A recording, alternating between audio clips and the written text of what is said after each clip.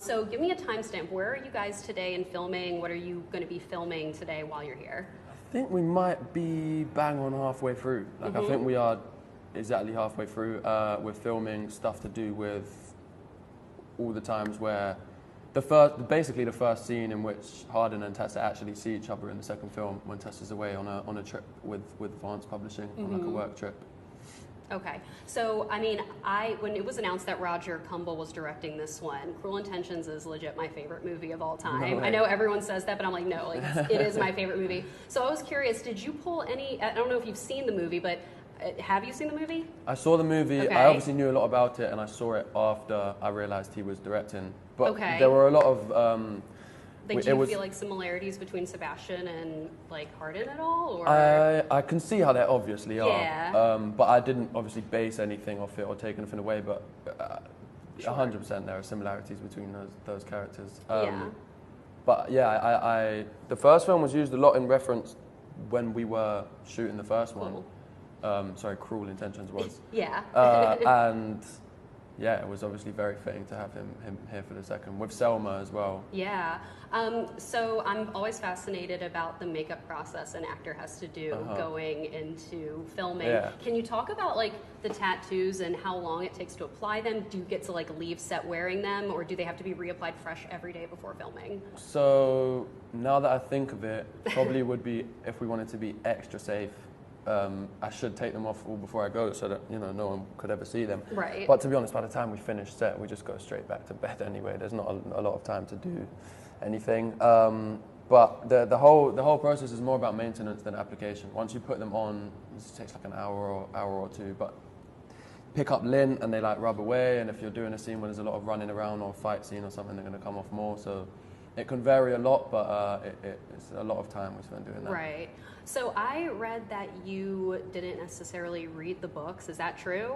Yeah, no, I didn't. Okay, so I was curious, when you were reading the first script for the first film, were you just surprised at the ending, what Hardin does when when the script was given to you? Yeah. Obviously, all great scripts are going to be full of surprises. Yeah. And also, we talks about, because with the book, there's so much that goes on, you can kind of pick what bits.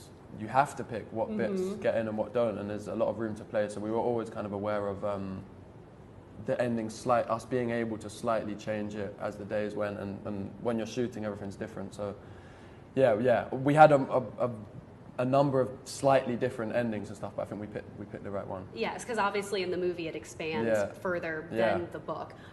So obviously with the events ending of the first movie, Tessa and Hardin are in this extremely emotional place. I'm just curious, when you're filming with Josephine and after those especially like intense scenes, when Roger yells cut, do you have to like take a moment to like get back into yourself, or like how do you what's your downtime like after those emotional scenes? I would say, especially obviously the emotional scenes are more so like this, take more getting. If you're on a wide shot just walking, you don't, it's not as much as intense and as much of a process.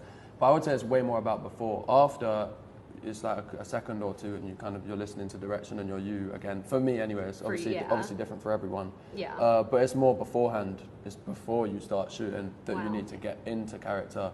And then coming back into yourself is probably more seamless. Right. So after like the major success of the first film and like winning 3 Teen Choice Awards, which was like pretty massive. I don't know if that was like a surprise to you guys, but all the fans were like, yes!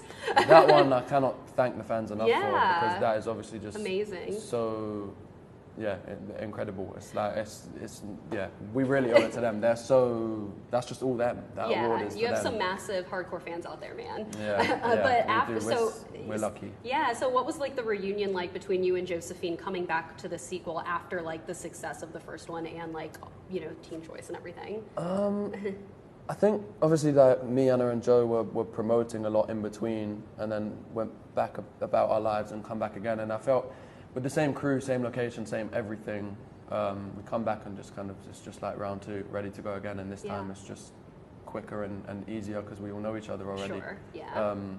But obviously we were all happy to be back and do it again.